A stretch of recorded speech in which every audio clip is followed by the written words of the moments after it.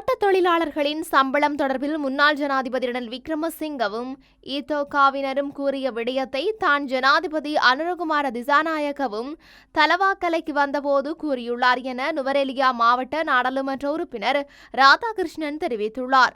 ஐக்கிய மக்கள் சக்தியுடன் இணைந்தே இம்முறை தலவாக்கலையில் மேதின கூட்டம் மற்றும் பேரணியை நடத்தவுள்ளோம். ஜனாதிபதி மற்றும் பொதுத் தேர்தல்களில் தேசிய மக்கள் சக்தி வெற்றி பெற்றது.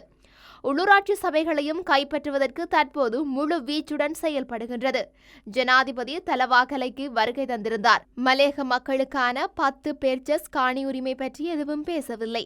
தோட்டத் தொழிலாளர்களுக்கு 1700 ரூபாய் சம்பள உயர்வு வழங்குவது தொடர்பில் கம்பெனிகளுடன் பேச்சு நடத்தப்படும் என கூறியுள்ளார். கடந்த மே தினத்தன்று ரணில் விக்ரமசிங்கவும் ஈதோகாவினரும் தலவாக்கலையில் வைத்து விடுத்த அறிவிப்பை தான் ஜனாதிபதியும் தலவாக்கலைக்கு வந்து கூறிவிட்டு சென்றுள்ளார். மீண்டும் மீண்டும் பொய்யுரைப்பதால் பொய் உண்மையாக போவதில்லை. எனவே கம்பெனிகளுடன் பேச்சு நடத்துங்கள்.